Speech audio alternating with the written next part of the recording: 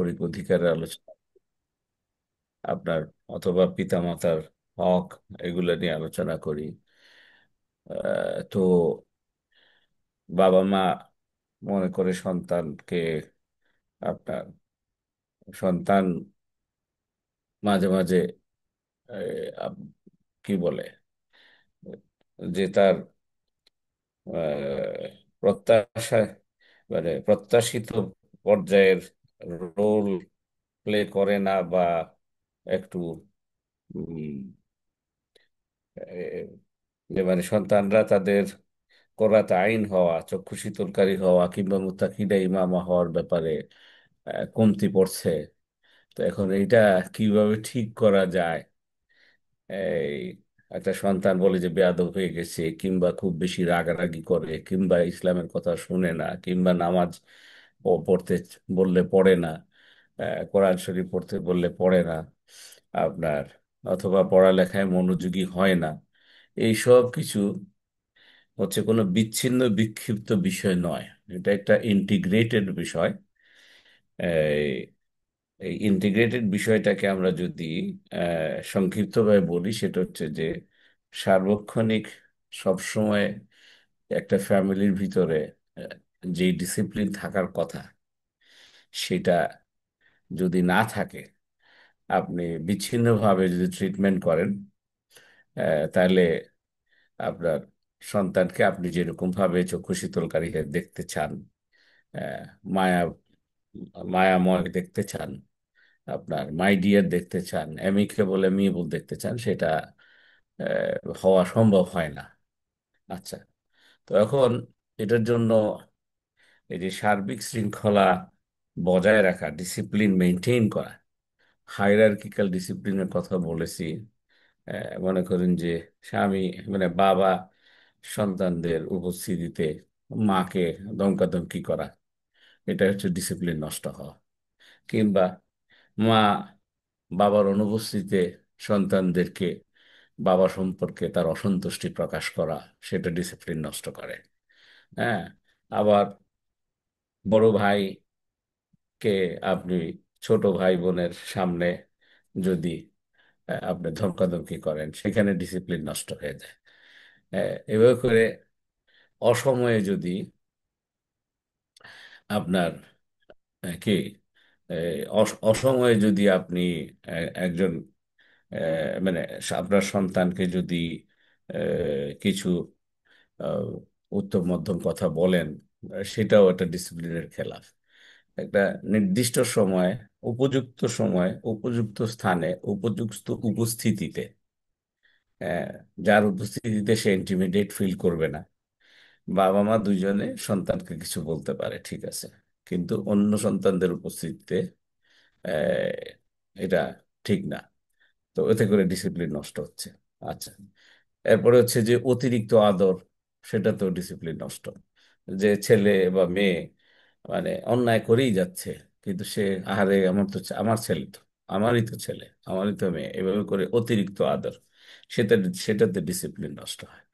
Discipline নষ্ট হয় আহ, মানে আরো কি বলে, আরো ডিপ পর্যায়ে যদি চিন্তা করা হয়, এটা আমরা ইউকেতে বা আমেরিকাতে আমার যতদূর অবজারভেশন হচ্ছে, আমরা এটা করি না। আহ, সন্তানদেরকে এটা স্কুলে দিয়ে আপনার বসে থাকে দেখি যে, বাংলাদেশে দেখতাম, এখন জানি না এটা কালচারটা চেঞ্জ হয়েছে কিনা, যে সন্তানদেরকে স্কুলে ড্রপ করে স্কুলের পাশের মাঠে বসে থাকে। অতিরিক্ত আদর, অতিরিক্ত আদরও কিন্তু একটা ডিসিপ্লিনের খেলাফ। তখন হয় কি, আমি যদি খুব ফ্রাঙ্ক ভাষায় বলি, যে এই বাচ্চাগুলো ফার্মের মুরগির মতো হবে, তাদের মধ্যে কনফিডেন্স থাকবে না। হ্যাঁ, আপনার সব সময়টা বাবা মায়ের অপেক্ষা করবে যে বাবা মা আসবে, আমাকে নিয়ে যাবে। সে নিজে কোনো এক্সপ্লোর করার অপরচুনিটি সে ক্রিয়েট হবে না। আবার ডিসিপ্লিন নষ্ট হয় এভাবে যে আপনি মনে করেন যে তাকে রিস্ক টেকিং এর স্কোপ দিলেন না, মিস্টেক করার স্কোপ দিলেন না। সেটাও মানে সারাক্ষণ ধরে আপনার কন্ট্রোলের মধ্যে রাখা, অতিরিক্ত কন্ট্রোল তখন যেটা হয়ে যায়, এটা বাঁধ ভেঙে যেতে পারে। তো এইভাবে করে আপনার এই সব কিছুকেই আর কি একটা ব্যালেন্সের মধ্যে রাখাটাই হচ্ছে আসলে ডিসিপ্লিনের কাজ। তো এটা 7টা পয়েন্টে আমরা আলোচনা করার কথা ছিল, তার মধ্যে 5টা আমরা কমপ্লিট করেছি।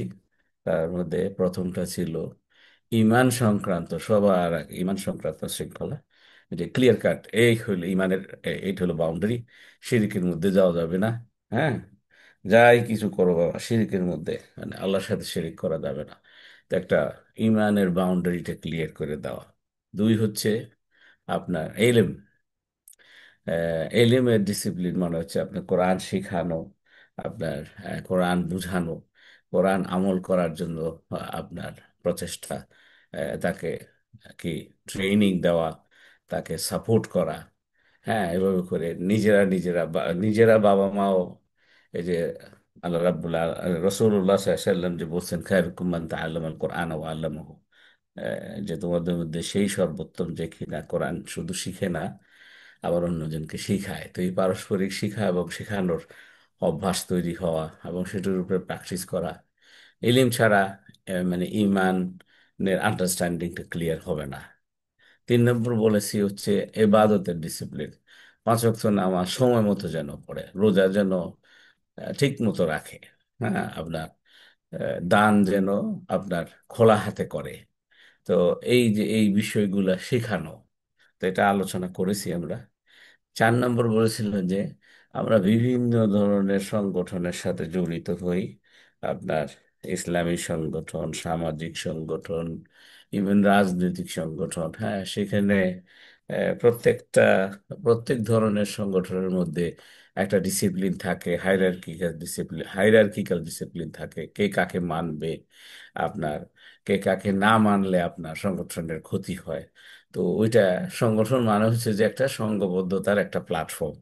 তো পরিবারকে আল্লাহ রাব্বুল আলামিন ন্যাচারালি একটা সংগঠনের মতো বানিয়ে দিয়েছে। তো পরিবার আমাদের ইসলামের হচ্ছে মূল ভিত্তি।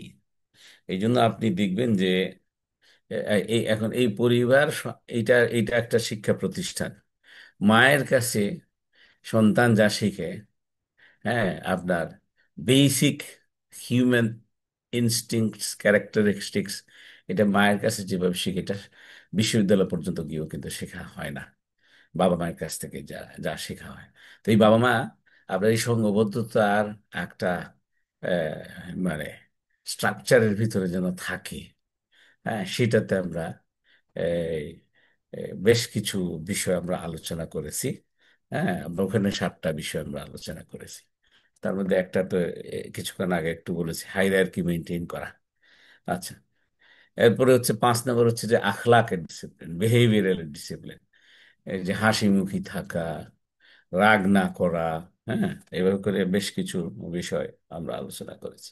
এখন আজকে আমরা দুটো বিষয়, ভেরি পার্টিনেন্ট বিষয় আমরা একটু হাইলাইট করার চেষ্টা করবো ইনশাআল্লাহ। তার মধ্যে মানে অর্থাৎ কিনা 6 নম্বর এবং 7 নম্বর। তো 6 নম্বরটা হচ্ছে যে সোশ্যাল মিডিয়ার ব্যাপারে, যেহেতু এটা world has become global village এবং everybody has got android phone আপনার ইন দেয়ার হ্যান্ডস। আপনার আমাদের বাচ্চারা আমাদের চাইতে আরো বেশি টেকনোলজিক্যালি সাউন্ড। তো তারা মোবাইল আপনার খুলে বসে থাকে। তো তাদের এই মোবাইল সে কতটুকু ইউজ করতে পারবে, কতক্ষণ ইউজ করতে পারবে, আহ, কার উপস্থিতিতে ইউজ করতে পারবে, একাকী পারবে কিনা, এই সমস্ত বিষয়ের একটা ডিসিপ্লিন, একটা আপনার নিয়ম নীতি, একটা রুলস এর মধ্যে আসা উচিত। হ্যাঁ, তো এইটা নিয়ে আলোচনা করব।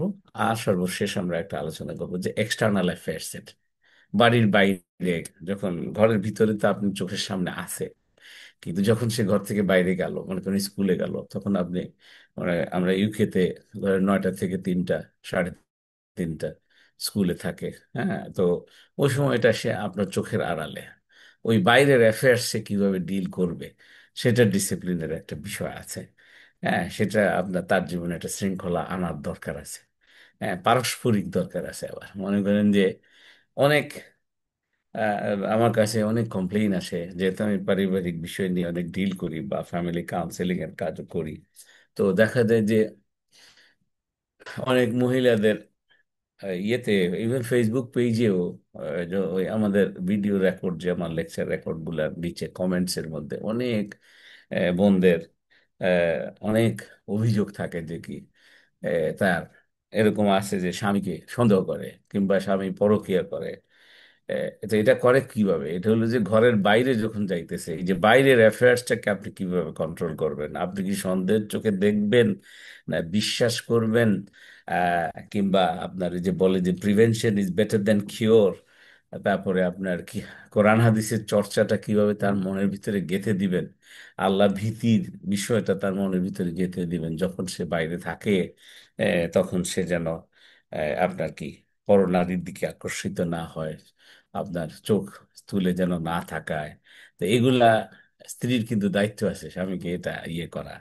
আপনি ছেড়ে দিয়েছেন, কিন্তু এমনও আশ্চর্যের কতগুলো কমেন্ট দেখি যে বলে যে ওস্তাদ, আমি আমরা প্রেম করে বিয়ে করেছি, ওইটা ওইটা টু বিগিন উইথ এটা হারাম। আচ্ছা, ধরে নিলাম যে প্রেম করে বিয়ে করেছে, আমরা দুজন পরস্পরকে খুবই ভালোবাসি, কিন্তু আমার স্বামী পরকিয়া করে, স্টিল আমার স্বামীকে খুব বেশি ভালোবাসি, তাকে ছাড়া আমি আমার জীবন কল্পনাই করতে পারি না। ওস্তাদ, কি করতে পারি? তো কি করতে পারেন? আপনি যদি অন্ধভাবে ভালোবাসেন, তাকে তো কন্ট্রোল করা যাবে না। হ্যাঁ। তো এই ধরনের অনেক, তার মানে ওইখানে একটা ডিসিপ্লিনের একটা বিষয় আছে। স্বামী স্ত্রীকে কিভাবে এটা কি শক্ত করে ধরে ধমক দিয়ে ডিসিপ্লিন করবে? না। ডিসিপ্লিনের কে কাকে ডিসিপ্লিন করবে সেটা আপনার সেটার উপর নির্ভর করবে যে আপনি কোন টোনে ডিসিপ্লিন করবেন। একজন মানুষ কিন্তু আরেকজন মানুষকে হাসি মুখেও ডিসিপ্লিন করতে পারে। তো এই বিষয়গুলো নিয়ে এই যে আপনার বিবি বাইরে গেলে আপনার কাদের সাথে আহ, মানে উঠা বসা করে, আপনার সেখানে কি বলবে, তার নিজস্ব হায়া ঠিক ইগ্রিগেশন মেনটেন করে কিনা, এটা স্বামীর জন্য প্রযোজ্য। তো পরস্পর পরস্পরকে কিভাবে আপনার কি আসলে এটাকে বলবো যে এরকম যে জান্নাতের পথে রাখার জন্য। কারণ আমরা যদি, আমি যদি একজন মানুষকে যদি ভালোবাসি, আমি তো চাইবো আমার ভালোবাসার মানুষটা মৃত্যুর পরে যেন জান্নাতে যায়, ফর ইটার্নিটি, যেন আপনার সুখের ভিতরে দাখিল হয়, অনন্ত সুখ অনন্ত আনন্দের ভিতরে দাখিল হয়। তো সেটার জন্য কি করতে হবে? মানে দুনিয়ার জীবনে যেই যে জিনিসগুলো করলে আপনার জান্নাত প্রাপ্তির পথে বাধা হয়ে যায়, যেতে পারে, সেই সেই বিষয়ে আমি তার।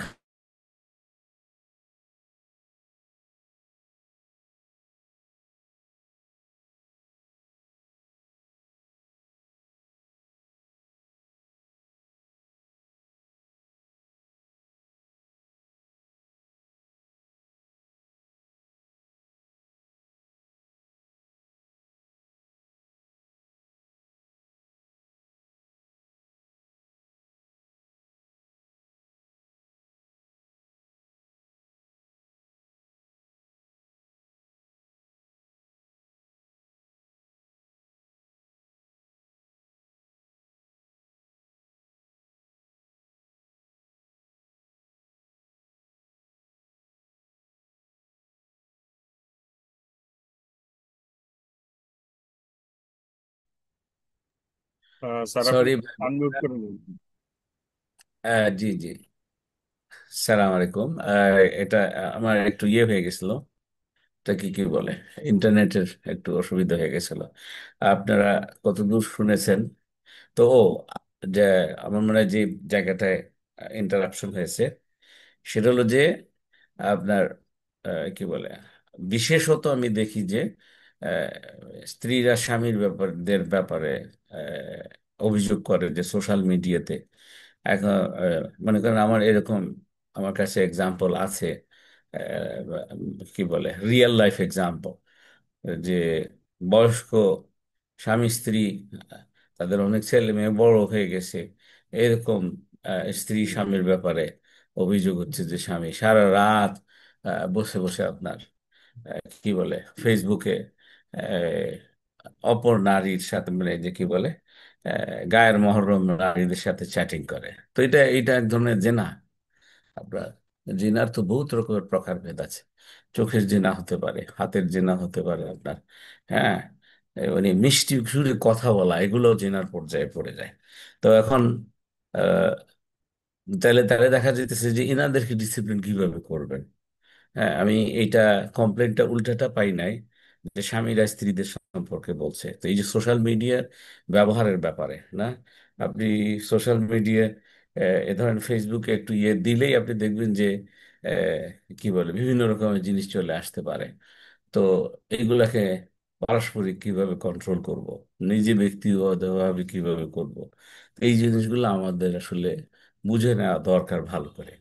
এবং এটা না করলে কি ক্ষতি, আমি আপনাদেরকে কিছু স্ট্যাটিস্টিক্স একটু শেয়ার করবো ইনশাআল্লাহ।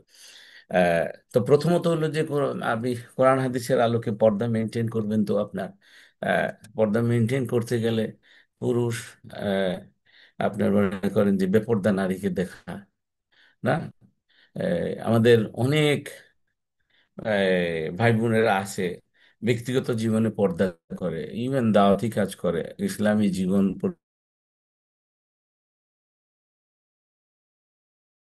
করতে হবে। যে আপনি মনে করেন যে কোনো এক জায়গায় গেল, একটা ছবি তুলেছে, পর্দার সাথেই তুলছে, সেটা ফেসবুকে আপলোড করে দিয়ে আমরা ওখানে গিয়েছিলাম, পিকনিক করেছিলাম, খুব আনন্দ লেগেছে। আমার ভাই বোনেরা এটা করবেন না। এটা এটা করাতে আলটিমেটলি যে একবার যদি আপনি অনলাইনে আপনার ছবিটা উঠান, হ্যাঁ, আপনি এটা কিন্তু সারা জীবন ওখানে থাকবে, এবং আপনার ফেসবুকের কন্ট্রোলে থাকে আপনার। এবং এগুলা সমস্ত কিছু আপনার, আমরা যাই কিছু করি না কেন, সব যে আপনার কিন্তু জার্নালিস্টদের কাছে চলে যায়, সমস্ত ডেটা। এটা তারা অনেক কিছু ম্যানিপুলেট করতে পারে।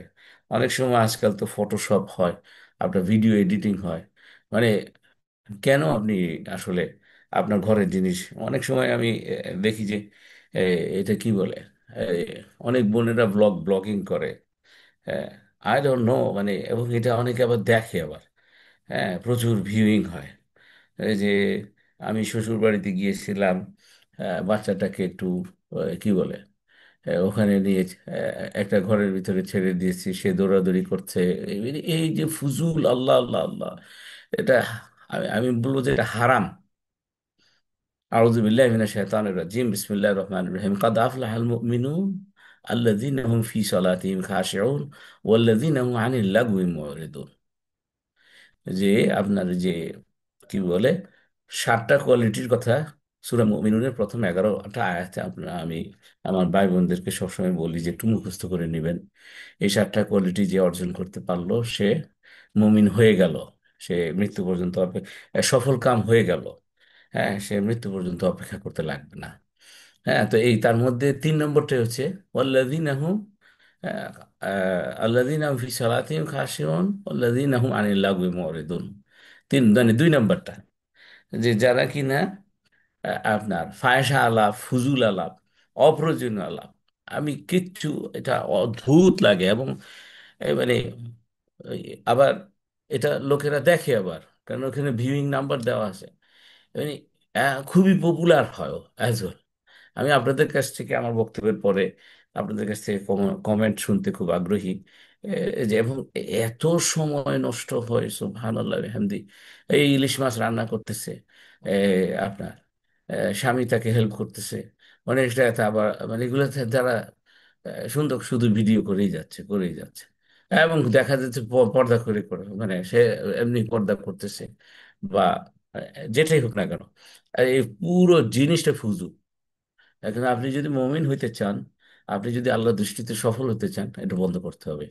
এখানে যদি উপস্থিত কেউ থাকেন, যদি ব্লগিং করেন, হ্যাঁ, এটা থেকে জানি না আপনাদের ইনকাম হইতে পারে, এই এই, কিন্তু এটা বন্ধ করতে হবে। এটা নাজায়েজ ইনকাম হবে, হালাল ইনকামের মধ্যে পড়বে না। তো তো এই ডিভাইসের মধ্যে আমরা কিভাবে কন্ট্রোলে আনবো, কেন আনতে হবে, কি ক্ষতি, এই জিনিসটা একটু যদি আপনাদের সামনে একটু শেয়ার করি কিছু স্ট্যাটিস্টিক্স এর মাধ্যমে না। আচ্ছা, এবং এটা বিশেষত ধরেন সন্তানদেরকে প্যারেন্টিং এর জন্য আলোকেও আপনি চিন্তা করতে পারেন যে কি সেটা দেখেন। সোশ্যাল মিডিয়ায় আপনার পিউ রিসার্চ সেন্টার, একটা আমেরিকান জায়নিস্ট সেন্টার, ওরা সারা পৃথিবীর সকল মানুষকে, ওই যে আল্লাহ আমাদেরকে ওয়াচ ওভার করার কথা না, we are being watched by আল্লাহ সুবহানাহু ওয়া তাআলা। এখন দেখা যায় যে এই যে জায়নিস্ট রিসার্চ সেন্টার গুলা সারা পৃথিবীর সব মুসলমানদেরকে বা ইভেন সকল অন্যান্য সকল মানুষদেরকে আপনার ওয়াচ করতে থাকে, আপনার রিসার্চ করে ডেটা নিয়ে দেখি কে কি করে। হ্যাঁ, মুসলমানদের উপরেও তো বিশেষত আমি বোধহয় এর আগে কিছু বক্তব্যে আলোচনা করেছি, মুসলমানদের ইসলামিসিটি, মুসলমান কত পার্সেন্ট মুসলমান আপনার রেগুলার নামাজ পড়ে, ইররেগুলার নামাজ পড়ে, তাদের মুসলমান কি ইমানের উপরে আছে কিনা, তারা এটা সার্বক্ষণিক তারা গবেষণা করতে থাকে, বিলিয়ন বিলিয়ন ডলার খরচ করে তারা। আমাদের মুসলমানে তো খরচ করে না আপনার রিসার্চের মধ্যে, রিসার্চকে কোনো সবের কাজ মনে করে না। হ্যাঁ, আনফর্চুনেটলি। তো তো এখন ওই এরকম একটা সেন্টার, এটা খুব ওয়ার্ল্ড ওয়াইড খুবই ফেমাস, এবং তাদের যে রিসার্চ মেথোডোলজি হচ্ছে সায়েন্টিফিক্যালি প্রুভেন রিসার্চ মেথোডোলজি। তো সুতরাং এই ডেটাগুলোকে আপনি রিলাই করতে পারেন। তো এখানে ইউটিউব, ইনস্টাগ্রাম, স্ন্যাপচ্যাট এই তিনটা, আমরা যারা বয়স্ক মানুষ আছি আমাদের মধ্যে হচ্ছে ফেসবুকটা মোর পপুলার না। কিন্তু ইয়াঙ্গার জেনারেশন হচ্ছে, যত ইয়াঙ্গার তারা তত ইউটিউব, দেন ইনস্টাগ্রাম, তারপরে স্ন্যাপচ্যাট। মেজরিটি দেখি স্ন্যাপচ্যাট নিয়ে বেশি ব্যস্ত থাকে। টুইটারটা মোর একটু প্রফেশনালরা করে। তো মেজরিটি যেটা দেখা যায় যে তারা ইউজ করে, এটা একটু ইয়াঙ্গার জেনারেশনের বিষয়টা। স্ট্যাটিস্টিক্স নেওয়া হয়েছে আর কি, 85% তারা বলছে যে আমরা ইউটিউব ইউজ করি, 72% বলে যে আমরা ইনস্টাগ্রাম ইউজ করি, স্ন্যাপচ্যাট ইউজ করে 69%। তো এটা 2018-এর, একটু যদিও একটু পুরনো, তারপরেও মানে এটা হয়তো ইভেন বাড়ার কথা, কমার কথা না আর কি। হ্যাঁ, আর মোস্ট অফেন মানে প্রায় সময় ব্যবহার করে একদম গ্লুড টু দিয়ে আপনার ইউটিউব। হ্যাঁ, সারাক্ষণ ধরে একটার পর একটা আপনার ইউটিউবের ক্লিপ দেখতে পাবে, দেখছে। ইভেন যদি আমি বলি যে ভালো আহ, কি বলে লেকচারও যদি দেখেন, মনে করেন যে ইসলামিক লেকচার, আপনি কয়টা দেখবেন? এত দেখার দরকার নেই। আপনি যতটুকু আমল করতে পারবেন ততটুকু দেখেন। বেশি দেখে ওভারবার্ডেন হয়ে যাওয়ার কোনো মানে নাই। তো ওখানে আছে 32% ইয়াঙ্গার জেনারেশন, তারা বলেছে যে আমরা মানে প্রায় সময়ই আমরা ইউটিউব দেখি। YouTube seems to be the most popular social media আর কি, ইয়েদের ইয়াঙ্গার জেনারেশনের। আচ্ছা, তো এখন ভেরি ইন্টারেস্টিংলি আমার কাছে এটা খুব ইন্ট্রিগিং লেগেছে যে যা কম আয়ের, নিচু আয়ের ফ্যামিলিগুলার ইয়াঙ্গার টিন এজের ছেলে মেয়েরা আপনার আহ, বেশি দেখে হলো ফেসবুক।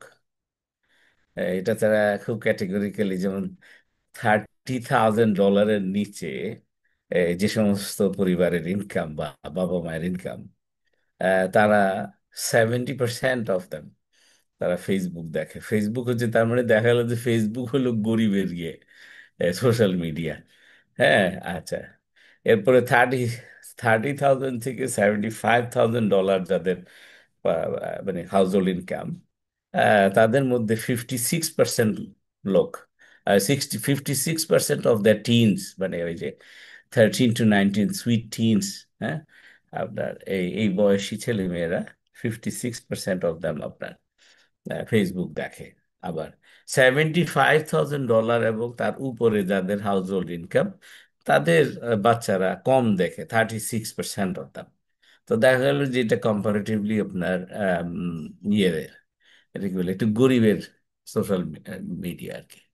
তো এখন এইটার ইফেক্ট ওরা, ওদের উপরে জিজ্ঞেস করা হয়েছে যে তোমরা এইটার পজিটিভ ইফেক্ট কি, নেগেটিভ ইফেক্ট কি তোমরা যখন দেখো, হ্যাঁ, এতে করে আপনার এই যে সোশ্যাল মিডিয়াতে তোমরা হুইচ এভার তোমরা ইউজ করো, তাতে করে পজিটিভ ইফেক্টও থাকতে পারে, নেগেটিভ ইফেক্টও থাকতে পারে। আমরা কি বলবো যে সোশ্যাল মিডিয়া টোটালি দেখবা না? না, না। সোশ্যাল মিডিয়াতে অনেক পজিটিভ জিনিস আছে। যেমন মনে করেন যে ওরা ফিল করে যে 40% অফ দেন তারা ফিল করে যে they can connect with friends and family. ওইটা খুবই ভালো জিনিস। হ্যাঁ, মানে পরিবার এবং বন্ধু বান্ধবের সাথে কানেক্ট হইতে পারে। আবার কি 16% মনে করে আপনার যে ইজি টু ফাইন্ড নিউজ, মানে একটু খবর, যেমন আমাদের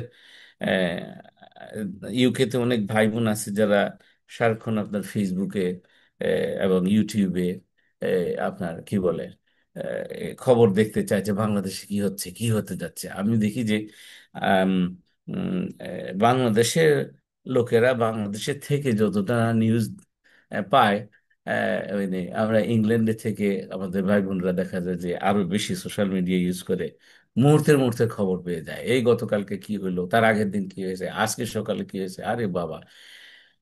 এবং কিছু ভাই বোন আছে তো এরকম যে মানে বাংলাদেশের খবর না দেখলে একেবারে ঘুম হয় না, মানে খুব মনে হয় যেন গা কিড়বিড় করে আর কি, আপনার এই যে কি বলে গা কামড়ায়।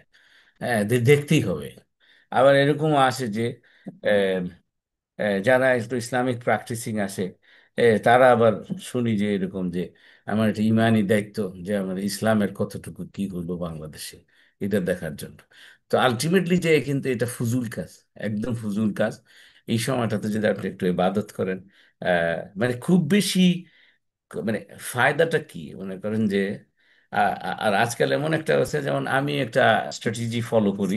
সেটা হলো যে এরকম খবরগুলো আমি না দেখে এটা অটোমেটিক্যালি কেউ না কেউ বলে দেয় আপনাকে, কে যে এই জানেন নাকি এরকম জিনিস ঘটছে, তাই নাকি, তো আপনি একটু খোঁজ নিলে অথেন্টিক খবর পাওয়া যেতে পারে। তো কতক্ষণ দেখবেন একটা একজনের, ওই যে পপুলার কিছু ইউটিউবার আছে, তার আমি নাম বলতে চাই না, তো ওনাদের এক একটা প্রোগ্রাম মানে কি বলে বক্তব্য 1/2 an hour, 40 মিনিট, 1 ঘন্টা, ইভেন 2 ঘন্টারও আছে। দেখি যে পুরা সময় 2 ঘন্টা আপনার দেখে যে কি বলে সে তার যেই দলকে তার পছন্দ সেই দলের পক্ষে কথা বলছে, এবং যেই দলকে পছন্দ না সেই দলের বিপক্ষে কথা বলছে, সুতরাং তার ভাল লাগতেছে, তো সে দেখতেই আছে। তো এগুলা, এই ফুজুল কাজ, এগুলা বন্ধ করতে হবে। একজন একজন একজন ভালো মুমিন এটা করতে পারে না। মুমিনের আরো অনেক কাজ আছে, মুসলিম উম্মার জন্য কাজ আছে।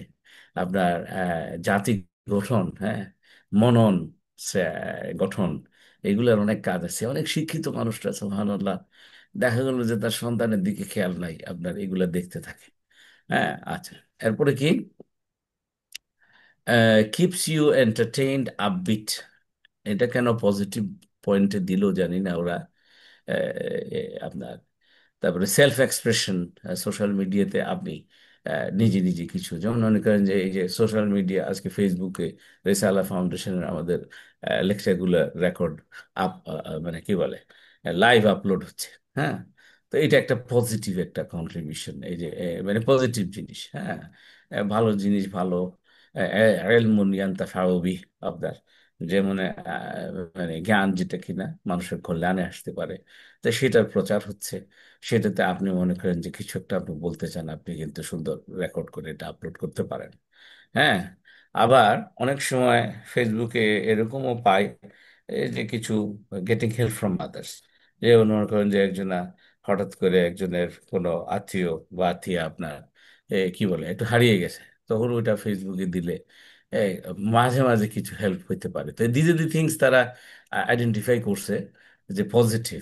আচ্ছা, কিন্তু নেগেটিভ যেগুলো আমি আমি বলবো যে মোস্টলি নেগেটিভ যেটা সবচেয়ে বেশি, যেটা ইয়াঙ্গার জেনারেশন টিন এজের ছেলে মেয়েরা ফেস করে, সেটা হচ্ছে এই এই সোশ্যাল মিডিয়ার আউটলেট গুলোতে আপনার বুলিং কিংবা রিউমার ছড়ানো।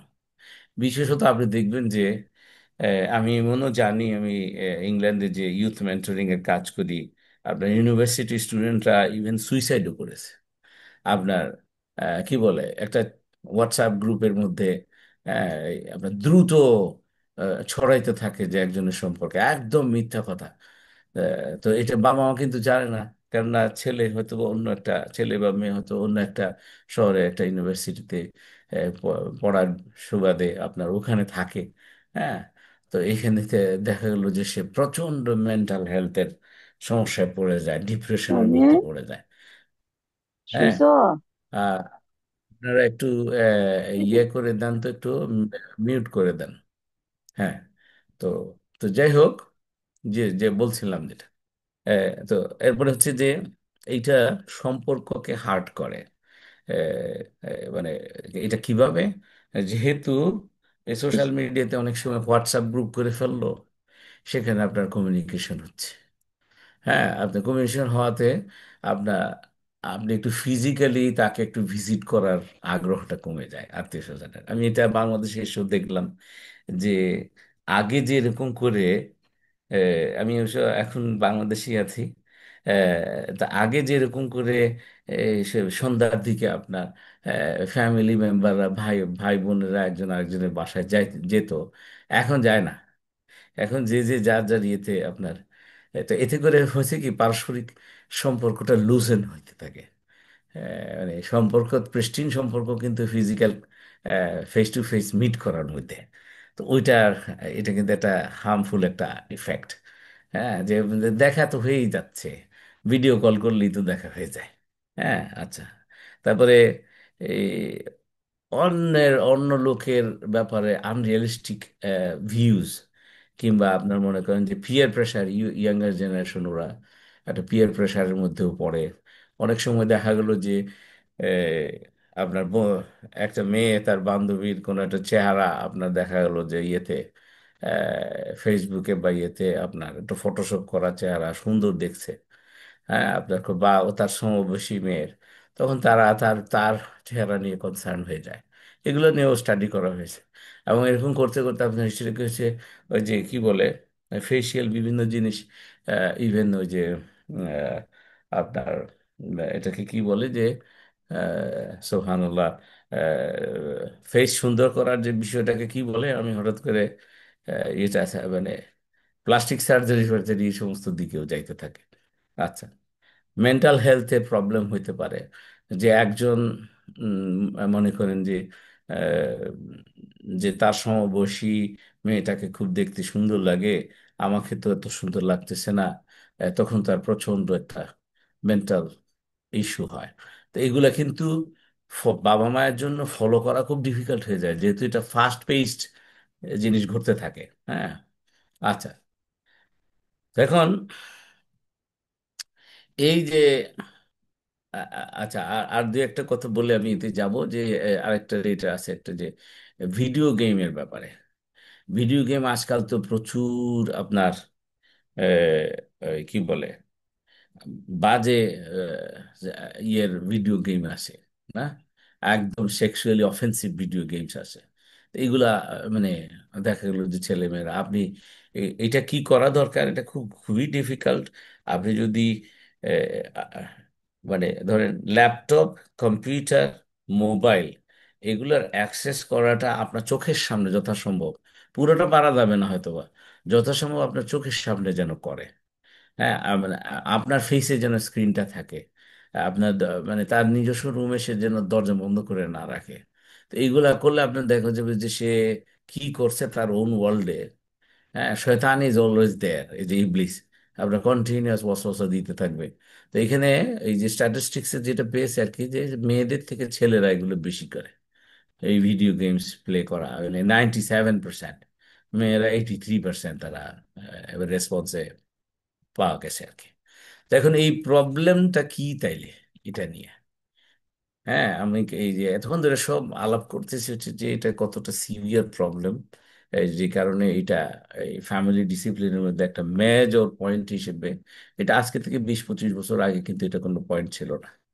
হ্যাঁ, আচ্ছা, তো সেটা কি, দেখেন, এটা 2012 থেকে 2018 এই সময়কার স্টাডি আপনার, 1/3 ইন্টারনেটে এত ছড়াছড়ি পর্নোগ্রাফিক সাইটস। হ্যাঁ, এটা এস্টিমেটেড ইয়ে হচ্ছে যে 1/3 of internet income goes to আপনার পর্নোগ্রাফিক সাইটস। তো এবং এটা ইজিলি অ্যাক্সেসিবল, তো এইগুলা আপনি কিভাবে মানে এই যে কিনা পর্নোগ্রাফিক এর অ্যাডিকশনে পড়ে, তার মেন্টাল হেলথ, তার ফিজিক্যাল হেলথ, তার স্পিরিচুয়াল হেলথ, মানে ইমানের জিনিসটা তো অবশ্যই কমে যাবে। ইবাদতের আপনার মনে করেন যে প্রচন্ড ল্যাথার্জিক আপনার ইয়েটা আসবে। সে তার কাছে মোটিভেশনই থাকবে না ভালো কাজ করার। হ্যাঁ, আপনার এরপরে হচ্ছে যে মনে করেন যে এই প্রচুর স্টাডি হয়েছে আপনার যে কন্টিনিউয়াস সোশ্যাল মিডিয়া ইয়াং জেনারেশনের বাচ্চারা ইউজ করার কারণে তাদের সিভিয়ার ডেট্রিমেন্টাল ইফেক্ট হয়েছে আপনার মেন্টাল হেলথ, মেন্টাল ডিপ্রেশনে থাকে।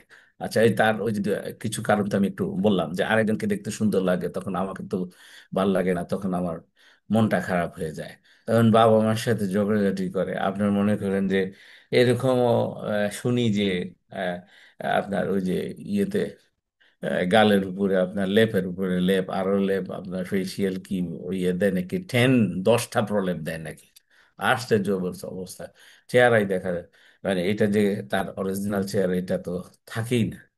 তো এখন এই সোশ্যাল মিডিয়া কিভাবে আপনার এই যে মেন্টাল হেলথ কে এফেক্ট করে, এটা নিয়ে যে স্টাডিটা হলো যে ধরেন যারা more than 2 hours per day, আপনি চিন্তাই করতে পারবেন না এটার এডিকশনটা এমন দেখা গেলো যে দিনের মধ্যে আপনার 8 ঘন্টা তো কাজ করার কথা বা স্টাডি করার কথা, সেটার জায়গায় আপনার 6 ঘন্টা টোটাল যে দেখা গেল যে সে 6 ঘন্টা 8 ঘন্টা সোশ্যাল মিডিয়ার ভিতরে গ্লুড হয়ে থাকে।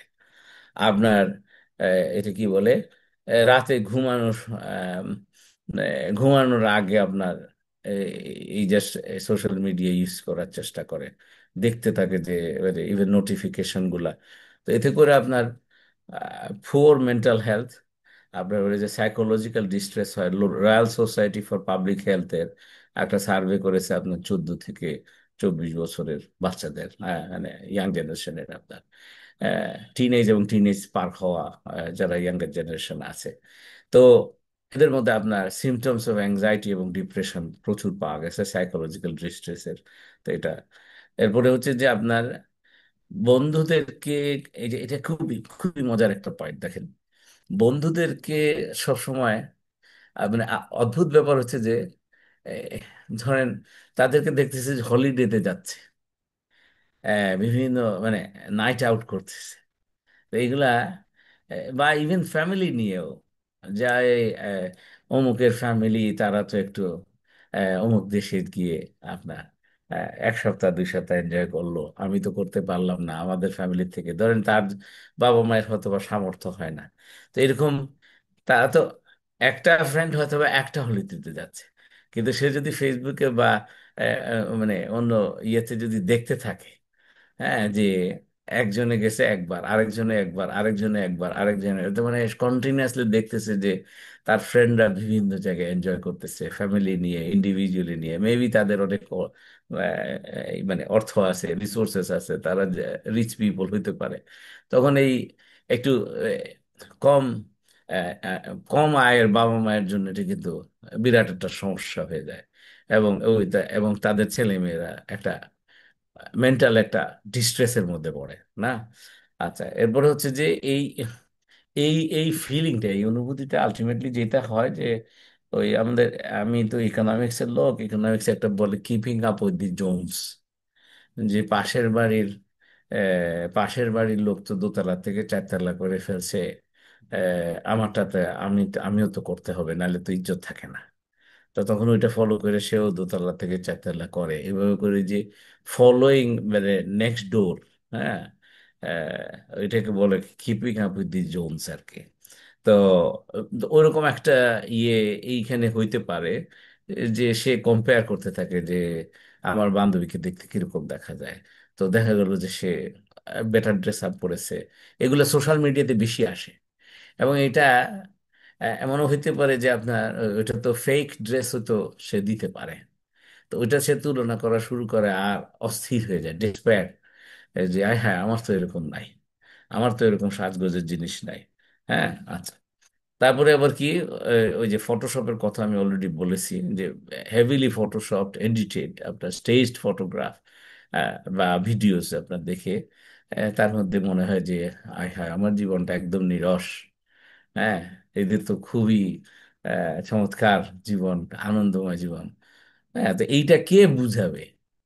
তো এইটা একটা সোশ্যাল মিডিয়া থেকে যে আপনি যদি কন্ট্রোল করতে পারেন না। অ্যাংজাইটি ইউকে নামে একটা এটা প্রতিষ্ঠান আছে, ওরা এই আইডিয়াটা সাপোর্ট করছে যে মানে যে এই এভিডেন্সটা, এই যে সোশ্যাল মিডিয়ার ফিডিংটা, যে অ্যাংজাইটি এবং আপনার ফিলিং অফ ইনএডিকুয়েসি, যে অপর্যাপ্ততা, যে আমার মধ্যে আমার কাছে কম আছে অন্যের তুলনায়, এই অনুভূতিটা এটা খুব প্রখর হয়, এটা তারা তাদের স্টাডিতে পেয়েছে আর কি।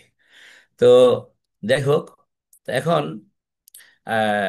ইভেন আরো স্টাডি হয়েছে যে মানে সোশ্যাল মিডিয়া আপনার স্লিপিং প্যাটার্নে ডিস্টার্ব করে। আপনি দেখবেন যে আপনার ছেলে মেয়ে মানে আপনি তাকে ঘুম পাড়িয়ে দিয়েছেন বা ঘুমাইতে যাইতে বলছেন এশার নামাজের পরে, হ্যাঁ, তার রুমে সে কিন্তু সকালে সে ফজরের নামাজে উঠতে পারছে না। তারপরে আপনার এমন ভাবে উঠছে, উঠে হাঁটে, জম্বির মতো হাঁটে। আপনার কেন? কারণ হচ্ছে যে সে রাত্রে ঘুমাইতে আপনার বেডে শুয়েছে, কিন্তু সে মোবাইল নিয়ে শুধু আপনার কন্টিনিউয়াসলি আপনার ফ্লিপ থ্রু করতেছিল। হ্যাঁ, তো এই জন্য কি করতে হবে সন্তানদের? নিজেরও অভ্যাস করতে হবে, ঘুমানোর আগে মোবাইলটা সুইচ অফ করে দিয়ে একটু দূরে রাখতে হবে। হ্যাঁ, এটা খুবই জরুরি, এবং এটা স্বাস্থ্যের জন্য খুব খারাপ। আপনার মোবাইল আপনার পাশে রাখলে ওটা আসলে আপনার এটা পাসিং যেটা হয়, সেটাতে আপনার কিন্তু আপনার ব্রেনের প্রবলেম হতে পারে, আপনার ফিজিক্যাল প্রবলেম হতে পারে। তো এই জন্য এটা সুইচ অফ করে একটু দূরে রাখা। তো ওইটা করলে তারপরে দেখবেন যে এটা স্টাডি, মানে অনেক রিসার্চ হয়েছে, তারা প্রুভ করেছে আপনার এই তারা যেমন অনেক বাচ্চারা করে কি আপনার ওই যে অনেক রাত্রে আপনার নোটিফিকেশনে কি বলে ক্লিং করে আওয়াজ হইলে বা সে উঠে আবার ওটা আবার দেখে আবার মেসেজ। তো এই জন্য best way to do it is an আপনি নোটিফিকেশনটা অফ করে দেন। আপনি একটু আপনার ছেলে মেয়েকে একটু দেখেন যে তাদের এগুলো নোটিফিকেশন যদি অফ করা। আমি অনেক ট্রাই করে এই সমস্ত জিনিস ট্রাই করে দেখছি ভালো। আপনি মনে করেন যে আপনি যদি চান যে অমুক সময়টাতে আমি মোবাইল টাচ করব না, আপনি সেটা পারবেন। মানুষকে আল্লাহ সেই ক্যাপাসিটি দিয়েছে। হ্যাঁ, আপনার যে মানে যে সারাদিন ধরে দেখতে হবে না। আমি এক সময় এরকম একটা ছিল যে খুব দাও থেকে যে ব্যস্ত থাকি, এটার একটা ইলিউশনে কোনো ফোন আসলে ওরে বাবা, নিচতলায় ফোন, উপরতলায় আছি, দৌড় দিয়ে যে ফোন ধরতে চেষ্টা করতাম। তারপরে ধরতে যদি না পারি মনের ভিতরে খুব আফসোস, তাড়াতাড়ি করে ফোন ব্যাক করি। হ্যাঁ, কিন্তু পরে দেখলাম যে আসলে এই অভ্যাসটা করার দরকার নাই। আপনি যেরকম সিগন্যাল দিবেন আপনার বন্ধুকে, আপনার অনুসারীকে, আপনার ছাত্রদেরকে, আপনার শিক্ষকদেরকে, আপনার সহকর্মীদেরকে, আপনি যেরকম সিগন্যাল দিবেন তারা আপনাকে সেরকম বিহেভ করবে। তারা যদি বুঝে আপনি ফোন করলেই ধরবেন, তাহলে আপনাকে যখন তখন ফোন করবে।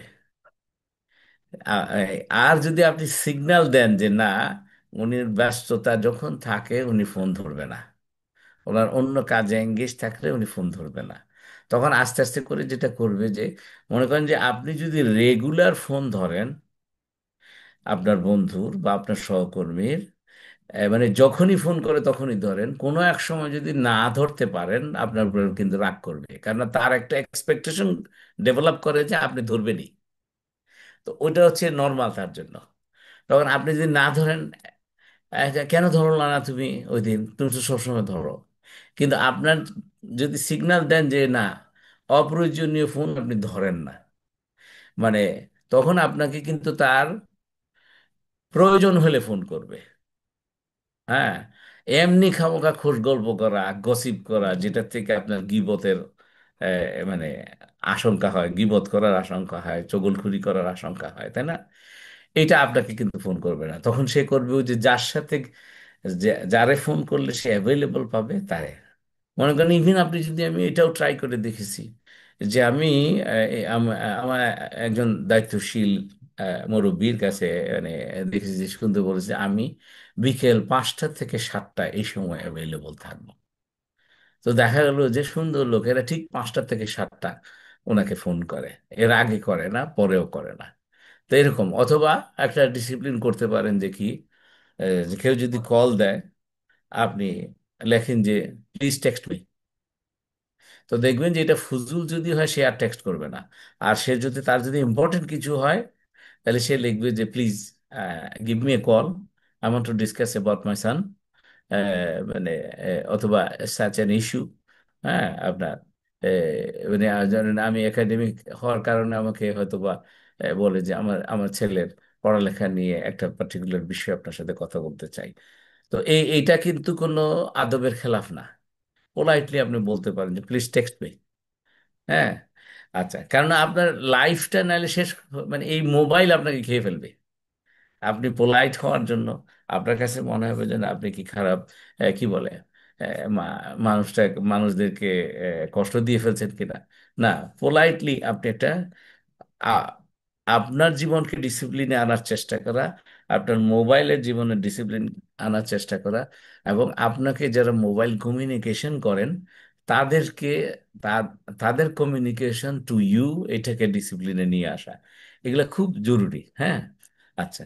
এরপরে যে আপনার মনে করেন যে এই যে মোবাইলের মধ্যে স্ক্রিনে একটা এটা তো একটা আলো থাকে, মনে করেন আপনি লাইটস অফ করে দিচ্ছেন, এই অন্ধকারের মধ্যে আপনার এই যে আলোটা যে দেখা যায়, এটা কিন্তু চোখের রেতে খুব ক্ষতি। এটা চোখের জ্যোতি নষ্ট হবে, এবং এটার কারণে আপনার কি হচ্ছে যে আপনার ঘুমের ডিস্টার্ব হবে। হ্যাঁ, আর আপনি যত বেশি এই ধরনের ভাবে মোবাইল করবেন, ইউজ করবেন, আপনার দেখবেন যে ঘুম ফুরায় না। 6 ঘন্টা ঘুমাইছেন, 8 ঘন্টা ঘুমাইছেন, তারপরেও মনে হচ্ছে যেন এই মাথাটা ভন ভন করছে। এগুলো কিন্তু এই যে একটা one of the major reasons হচ্ছে যে মেবি আপনি মানে লিমিট ক্রস করে আপনি এই মোবাইল ইউজ করেছেন না।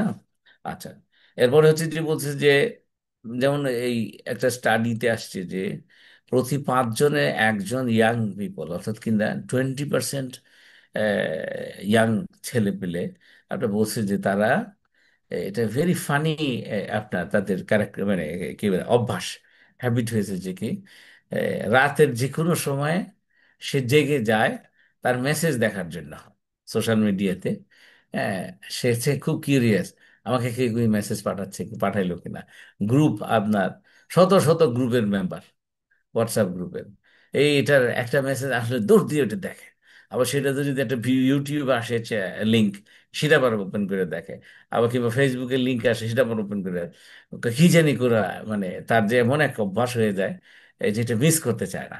আচ্ছা, এরপরে হচ্ছে যে আহ, এই যারা, এবং এই জিনিসটা যারা করে কনস্ট্যান্টলি, মেসেজ চেক করার অভ্যাস যাদের, রাত্রেবেলা জেগে যায়, আপনি মনে করেন রাত্রে ঘুমাইতে দেরি হয়। হ্যাঁ, আপনার ঘুমের একটা সুস্থতার পয়েন্ট হলো যে আপনি শুইলেন, উইদিন 5 মিনিটস আপনার ঘুম চলে আসলো। আর যদি এরকম হয়ে যায় যে আপনার 1 ঘন্টা আপনার শুধু গড়াগড়ি করতে হয়, তারপরে আপনার একটু সমস্যা হয়ে গেছে, এটা স্লিপিং প্যাটার্নে আপনার ডিসঅর্ডার হয়েছে। মানে এটা ইভেন ডাক্তারও দেখানো দরকার আর কি। আচ্ছা, তো এই ধরনের বাচ্চাদের হচ্ছে তারা 3 টাইমস মোর লাইকলি, অন্যান্য বাচ্চাদের তুলনায় 3 গুণ সম্ভাবনা হচ্ছে যে তারা স্কুলে টায়ার্ড ফিল করে। এখন সে যদি স্কুলে টায়ার্ড ফিল করে, সে কিভাবে টিচারের আপনার লেকচার ফলো করবে? এতে করে সে কিন্তু পিছিয়ে যেতে থাকবে। তো অনেক সময় দেখবেন যে গত বছর আমার ছেলেটা ভালো ছিল, এই বছর কেন পারফর্ম করছে না। মেবি তার এই যে ঘুমের প্যাটার্নে ডিস্টার্ব হয়েছে, এবং এই সোশ্যাল মিডিয়ার কারণে হইতে পারে। বডি ইমেজের কথা আমি অলরেডি বলেছি, এটা থেকে আর মানে এই যে ফটোশপড ফেস, আপনার বডি ফিগার, এই সমস্ত দেখে নিজেকে তখন সে অবচেতন মনে কল্পনা করতে করতে সে ডিপ্রেসড হইতে থাকে, আমার চেহারাটা তো সুন্দর না, আমার বডি ইমেজটা তো সুন্দর না। হ্যাঁ, তো এবং এটা ইভেন সুইসাইড করারও আপনার এক্সাম্পল আছে আমেরিকা বা ইংল্যান্ডে। হ্যাঁ, আর মানে ইমান যদি না থাকে, একজন যদি বিলিভার না হয়, তাদের তো এটা আরো বেশি আশঙ্কা দেখা দেয়। এরপরে হচ্ছে যে ধরেন এই যে সাইবার বুলিং জিনিস একটা বিষয়ে, 37% অফ ইয়াং পিপল তারা বলে যে তারা রেগুলারলি আপনার সাইবার বুলিং এর শিকার হয়। আবার কি বলছে যে 70%, তো প্রতি 10 জনের 7 জন, দেখেন তার মানে হচ্ছে যে আপনি যদি উম, আপনি যদি মনে করেন যে চারটা ছেলে মেয়েদের পাঁচটা ছেলে মেয়ে যদি থাকে, তাহলে তার মধ্যে তিন থেকে চারজনই, হ্যাঁ, সাইবার বুলিং এর শিকার। আপনি কি জানেন? হ্যাঁ, মানে কি এরা শেয়ারও করে না। আমি মেন্টাল ইউথ মেন্টাল হেলথের উপরে লং লেকচার করেছিলাম বেশ কয়েক বছর আগে। যে বাচ্চারা বাবা মা যেহেতু ফ্রেন্ডলি হয় না, বাবা মাকে ভয় পায় কিংবা টাবুর ভয় পায়, তারা তাদের এই সমস্ত কষ্টের কথা বাবা মাকে শেয়ার করে না। তো ওই সমস্ত বাবা মা, এটা তাদের দুর্ভাগ্য যে তাদের সন্তানরা তাদেরকে ফ্রেন্ডলি মনে করে না। তো সেটা আরেক আলোচনা। তো মানে ছেলে মেয়ের কাছে বন্ধু হয়ে যাওয়া, যাতে করে সে বাইরে কোনো কিছু ফেস করলে সে আইসা যতক্ষণ পর্যন্ত মাকে না বলবে বা বাবাকে না বলবে তার ভাল লাগে না। এটা হলো সবচেয়ে দারুণ সম্পর্ক। হ্যাঁ। আচ্ছা, এরপরে হচ্ছে যে কি, এই যে টেলিভিশন দেখা বা স্ক্রিনে থাকা, যাদের অভ্যাস বেশি, মোর দেন 3 আওয়ার্স এভরি ডে যদি করে, তাদের আপনার 11 ইয়ার ওল্ড চিলড্রেনদের আপনার তাদের ল্যাঙ্গুয়েজ স্কিল খুব পুয়ার হয়। আপনার এটা কি বলে, তারা কথা বলতে পারে না, কমিউনিকেশন স্কিল কম হয়ে যায়। কেন? সে তো শুধু ওয়াচ করে আর শুনে, দেখে আর শুনে, সে তো বলে না। মনে করেন 2 ঘন্টা আপনি যদি টিভি দেখেন, টিভি স্ক্রিনের সামনে থাকেন, কিংবা আপনি মনে করেন যে ফেসবুক দেখেন, কিংবা ইউটিউব দেখেন 2 ঘন্টা, যতক্ষণ দেখেন ততক্ষণ কিন্তু আপনি কি করেন? শুধু দেখেন আর শুনেন, আপনি কিন্তু বলেন না। তার মানে আপনার বলার অভ্যাস আস্তে আস্তে কমতে থাকে। এতে করে আপনার কমিউনিকেশন স্কিল, স্পিকিং স্কিল আপনার কমতে থাকে। দেখা যাবে যে আপনি মানে বেশ কিছু লোকের গ্যাদারিং এর মধ্যে অন্যরা কথা বলবে, আপনি শুধু দেখবেন আর শুনবেন। কেননা আপনার দেখা এবং শোনার অভ্যাস হয়ে গেছে, আপনি বলবেন না। বলতে বলতে আপনার কিন্তু কথাটা চলে যাবে। তো আলটিমেটলি যে কিন্তু আপনি আপনার কোনো গ্যাদারিং এ কিন্তু আপনি প্রমিনেন্স পাবেন না, ইম্পর্টেন্স পাবেন না। তখন আপনার কাছে মেন্টাল একটা স্ট্রেস হবে। এটা ছেলে মেয়েদের মধ্যে আরো বেশি হবে। তাই এটা আপনাদের কাছে একটু জাস্ট ইয়ে দিয়ে যদি রাখি, একটু যদি নোট করেন, আমি before I go on to what to do. হ্যাঁ। এই যে এই প্রশ্নগুলো যদি নিজেকে করেন অথবা সন্তানদেরকে করেন, সেগুলোর উত্তর যদি 6টা প্রশ্ন, সেগুলোর উত্তর যদি ইয়েস আসে, তাহলে বুঝলেন যে আপনার সন্তান সোশ্যাল মিডিয়া অ্যাডিকশনে পড়ে গেছে। সুতরাং তাকে ট্রিট করতে হবে, মেন্টাল হেলথ কাউন্সিলরের কাছে যাইতে হবে। সেটা কি, নাম্বার 1, একটু লিখে নেন। Do you spend a lot of time আপনার thinking about social media or planning to use social media? সারাক্ষণ ধরে এই একটু খালি ফেসবুক দেখি আর নাহলে দেখতে ইচ্ছা করে, এরকম কি আপনার সারাক্ষণ মনে হয় কিনা? যদি ইয়েস হয় তাহলে আপনার কিন্তু এই 6টা বিষয় বলবো। Do you feel are just use social media more and more?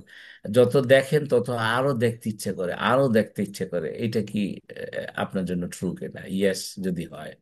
Do you use social media to forget about your personal problems? মনে করেন আপনি কি এরকম হয় কিনা, খুব মানে ফ্যামিলি ইস্যুস, মানে ফ্যামিলি প্রবলেমে পড়েছেন, বা অন্য কোনো স্কুলে প্রবলেম হয়েছে সন্তানের, হ্যাঁ, আহ, কোনো একটা স্ট্রেসের বিষয়ে পার্সোনাল লাইফের, সেটা ভুলে থাকার জন্য একটু আপনি সোশ্যাল মিডিয়া একটু দেখতেছেন। অনেক মানুষ এই কাজটা করে মেন্টালি রিল্যাক্স হওয়ার জন্য। সেটা কি আপনি আপনি কি সেই ব্যক্তি? যদি হয় তাহলে হ্যাঁ, যেটা যদি ইয়েস হয় আর কি। Do you often try to reduce use of social media without success? যে আপনি এরকম কি হয় কি যে প্রায়ই আপনি চান যে ফেসবুক আর সোশ্যাল মিডিয়া আপনি ইউজ করবেন না, কিন্তু আবার ঠিকই ধরে ফেলছেন, আবার করতেছেন। মানে এরকম একটা, আপনি অবসেসড কিনা? Do you become restless or troubled if you are unable to use social media? মনে করেন যে আপনি ফেসবুক বা ইউটিউব, এটা আপনার ক্ষেত্রে হতে পারে, আপনার সন্তানের, আপনি যদি আপনার সন্তানকে প্রশ্নটা করেন যে তুমি একটা ইউটিউব একটা ভিডিও দেখতেছো, হঠাৎ করে ওয়াইফাই চলে গেছে, হ্যাঁ, তো তখন আপনি আপনি সে কি রেস্টলেস হয়ে যায় কিনা? যাই, হ্যাঁ হ্যাঁ, পুরোটা তো দেখতে পারি নাই। হ্যাঁ। আচ্ছা, এরপর যে do you use social media so much that it has had a negative impact on your job or studies? হ্যাঁ, মানে মনে করেন যে জবের কাজ রেখে আপনি এই পুরো জিনিসটা শেষ করতে হবে, পুরোটা ওয়াচ করতে হবে, এরকম একটা আর্জ, যার কারণে আপনার কি হলো, সময়ের কাজ সময় করতে পারলেন না, সময়ের পড়া সময় করতে পারলো না, এরকম কোনো ইয়ে কিনা। এই 6টা প্রশ্নে যদি আপনার সন্তানের উত্তর আসে ইয়েস, তাহলে সে সোশ্যাল মিডিয়া এডিক্টেড। কিংবা আপনি নিজের জন্য যদি করেন, সেটা যদি ইয়েস আসে উত্তর আপনার নিজের জন্য, তাহলে মোস্ট প্রবাবলি আপনি, অথবা আপনি ডেভেলপ করতেছে আপনার সোশ্যাল মিডিয়া এডিকশন। তো এই জন্য মানে তার মানে হচ্ছে যে এইটা অ্যাওয়্যার হইলেই তখন আপনি কিন্তু এইটার অপোজিট অ্যাকশনটা আপনি করতে পারেন। তো এই 6টা প্রশ্ন নিজেকে নিজে করবেন, অথবা সন্তানদেরকে আপনি জিজ্ঞেস করতে পারেন। আচ্ছা, তো এখন কিছু সিম্পল স্টেপ যদি একটু বলে দিই, প্র্যাকটিক্যাল টিপস। কিছুটা অলরেডি মাঝখানে বলেছি। তো সেটা হচ্ছে যে ধরেন আপনার যে সাউন্ড নোটিফিকেশন বন্ধ করে দেন। ওটা বন্ধ করলেই দেখবেন যে আপনার অর্ধেক কাজ ইয়ে হয়ে মানে আপনার এই যে টেন্ডেন্সিটা, টিং করে একটা আওয়াজ হলে আপনার কেমন যেন একটা ইচ্ছা হয় যে একটু দেখি তো কি, কে, কার মেসেজ আসলো। ওই আওয়াজটা যদি না হয়, তা আপনি জাস্ট সেটিং এ যে নোটিফিকেশনটা বন্ধ করে দেন। হ্যাঁ। দুই হচ্ছে যে আমি টাইম ম্যানেজমেন্টের উপরে আমার লিডারশিপ কোর্সের যে স্টুডেন্ট বা ভাই বোন আছেন ওনাদেরকে আপনার হচ্ছে প্রোমোডোরো একটা কনসেপ্ট আছে, যে 25 মিনিটস আপনি কাজ করবেন, তারপর 5 মিনিটস ব্রেক নেবেন, আবার 25 মিনিটস কাজ করবেন, আবার 5 মিনিটস ব্রেক নেবেন। এটা করলে আপনার কাজের প্রোডাক্টিভিটি বাড়ে। তো এইরকম একটা, এই যে 30 মিনিটসের একটা ইয়ে যদি আপনি এটা ইয়ে নেন, যে যা যে আমি 30 মিনিটস, আগামী 30 মিনিটস আমি মোবাইল ফোন ধরবো না। মানে কোনো কল আসলেও ধরবো না, কলকে সাইলেন্ট করে ফেলেন। কল সাইলেন্ট করে কিচ্ছু হবে না।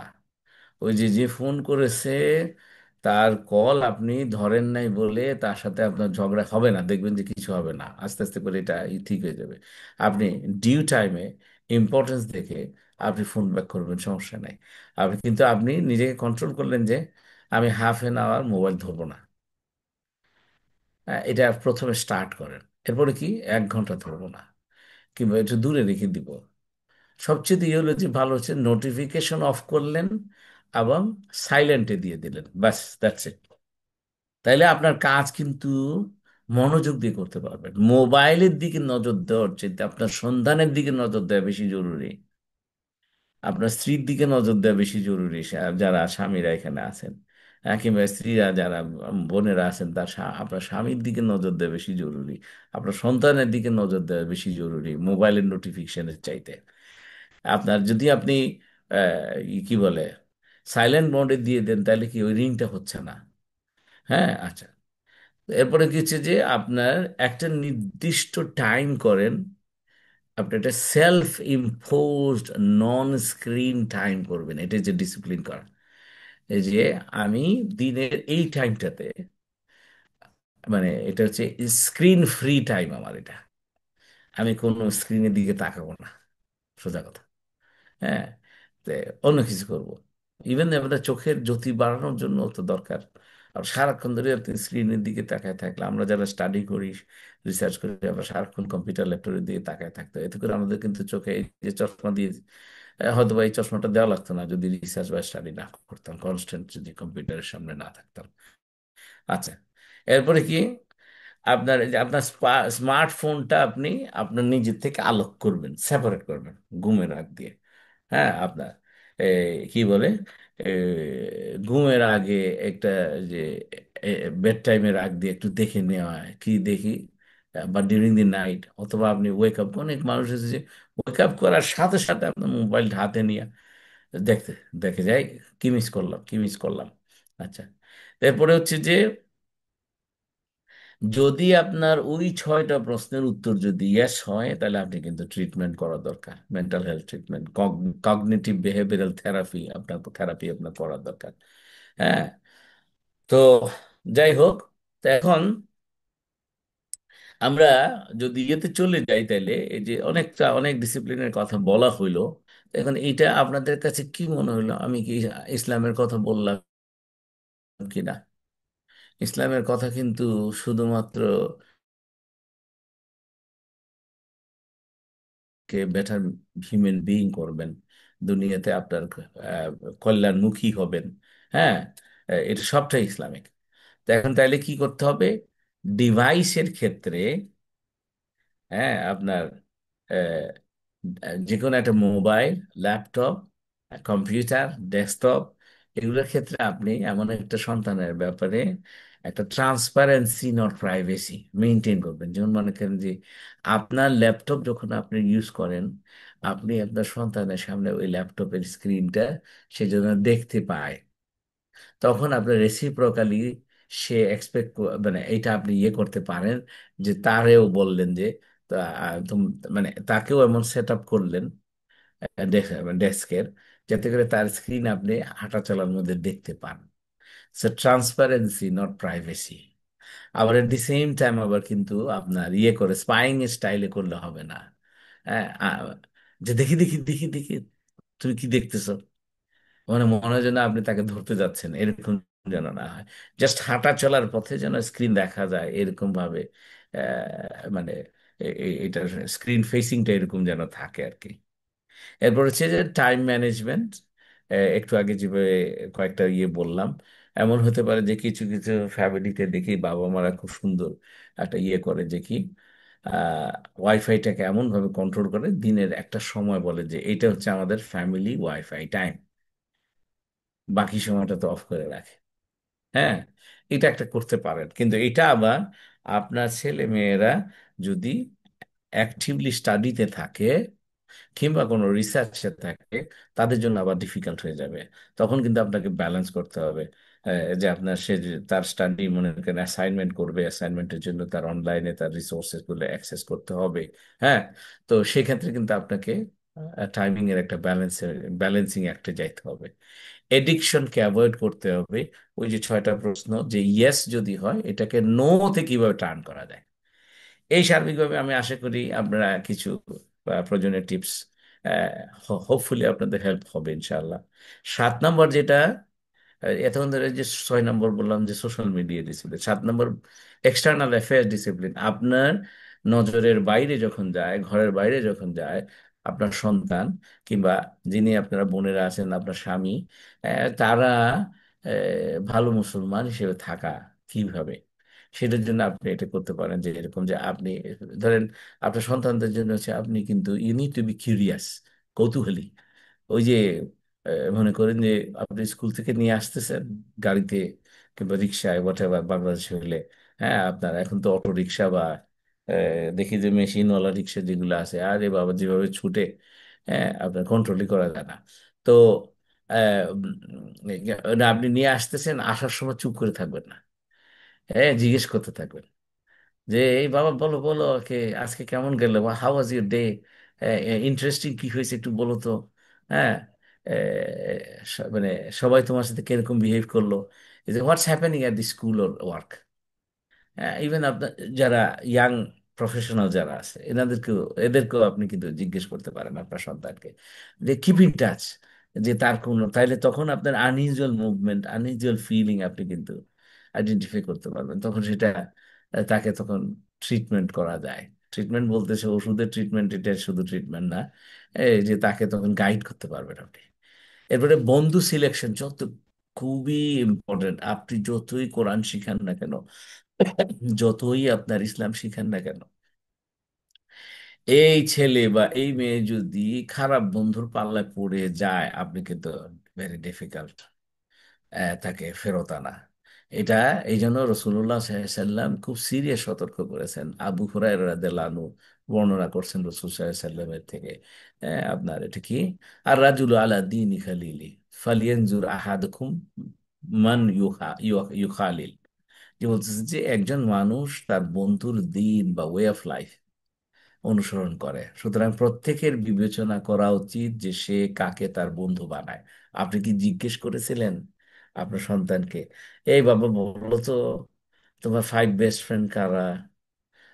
হ্যাঁ, তো নাম বললো, তো তখন নামেই আপনি বুঝলেন যে মুসলিম ও মুসলিম কিনা। 2 নম্বর হচ্ছে যে এই ওরা কেমন ছাত্র, তোমার থেকে ভালো ছাত্র নাকি তুমি ওদের চাইতে ভালো ছাত্র, তাহলে বুঝলেন যে এরা কি রকম লেভেলের স্টুডেন্ট। হ্যাঁ, তারপরে কথায় কথায় কথায় কথায় বের করা যে তাদের বাবা মা কি করে, একটু প্রফেশনালি ভালো কিনা, হ্যাঁ, আহ, তো কেমন ফ্যামিলি। তো এইটা কিন্তু আইডেন্টিফাই করতে হবে যখন আপনি পিক করবেন যে না একটা ছেলে, ও আপনাকে কিন্তু ওই যে আসা যাওয়ার, স্কুল থেকে স্কুলে ড্রপ করা, স্কুল থেকে নিয়ে আসার সময় আপনি যদি এভাবে জিজ্ঞেস করেন, হ্যাঁ, তাহলে একসময় কিন্তু আপনি জানতে পারবেন যে একটা ছেলে, হ্যাঁ, বলবে যে মা, আমার এক বন্ধু বা এই বন্ধুটা আজকে একটু টিচারের সাথে খারাপ ব্যবহার করছে। তারপরে আপনি কিন্তু জেনে ফেললেন। তো তখন তাকে বলতে হয়েছে বাবা তুমি কিন্তু এই ধরনের ছেলেকে কিন্তু তুমি অ্যাভয়েড করবা। হ্যাঁ, কেননা টিচারকে সম্মান করতে হবে, তুমি যদি টিচারকে সম্মান না করো এই জ্ঞান তুমি পাবা না। হ্যাঁ, মানে যতক্ষণ পর্যন্ত তিনি তোমার টিচার থাকবে ততক্ষণ পর্যন্ত তুমি কিন্তু তাকে ওই পার্টিকুলার বিষয়ে ফলো করতে হবে, নাহলে তুমি ভালো শিখতে পারবে না, ভালো রেজাল্ট করতে পারবে না। তো এখন এটা যদি কোনো একটা ছেলে এটা করে, হ্যাঁ, তুমি এই ধরনের ছেলের সাথে মিশার দরকার নাই। তো আপনি তারপরে ইভেন আপনি কল করতে পারেন, আপনি ফ্রেন্ডদেরকে বলেন যে তুমি একদিন আসো তো বাবা, তোমার বন্ধুদেরকে আমি একটু ডিনার করাবো, একটু লাঞ্চ করাবো। তখন কিন্তু তাদেরকে সুন্দর পেয়ে গেলেন। আমার বাবা সবসময় কি মানে কি বলে আমার বন্ধুদের কাছে খুব প্রিয় ছিল। হ্যাঁ, সবাইকে উনি নিজেকে ইন্ট্রোডিউস করতেন। তারপর সেখান থেকে ক্লিয়ার জানতেন যে আমার বন্ধু কারা, এবং সেই অনুযায়ী অনুযায়ী আমাকে গাইড করতেন। সুবহানাল্লাহ। তো আল্লাহ ওনাকে জান্নাত নসিব করুক। তা আমি কি আপনি করেন? আপনাকে জিজ্ঞাসা, আমরা কি করি? যদি না করেন, আপনি যতই সুন্দর সুন্দর থিওরিটিক্যাল নলেজ দেন, থিওলজিক্যাল নলেজ দেন, আপনার ওই যে সে যার সাথে চলবে তার স্বভাব টভাব তার মতো করে হয়ে যাবে। হঠাৎ করে দেখবেন যে সে একটু আজে বাজে গালি মার্কা কথা বলতেছে, তখন খোঁজ করে দেখবেন যে এই গালি মার্কা কথা বলার মতো বন্ধু হয়তো বা পেয়ে গেছে সে। এটা আপনাকে কিন্তু খেয়াল করতে হবে। এরপরে হচ্ছে যে আপনি তাকে একাডেমিক এবং ক্যারিয়ার ডিসকাশন, মেন্টরিং করা, গাইডেন্স করা, এইম ইন লাইফ কি, কি হইতে চাও, অনেক ছোটবেলার থেকে আপনাকে কিন্তু এটাকে একটু গাইড করতে হবে। ইম্পোজ করা যাবে না, গাইড করতে হবে। গাইড করে তাকে একটা জায়গায় সিদ্ধান্তের দিকে আসতে সহযোগিতা করতে হবে। কেন হবা ডাক্তার বাবা? What is your target? হ্যাঁ, যে শুধু পয়সা কামানোর জন্যে না, আমি হিউম্যানিটিকে হেল্প করার জন্যে। কেন তুমি হিউম্যানিটিকে হেল্প করতে চাও? আল্লাহ খুশি হবে বলে। এই যে আপনি আস্তে করে আল্লাহকে ধরায় দিলেন তাকে। হ্যাঁ, তো এইটা তখন ওই ছোটবেলার থেকে সে গ্রো করবে।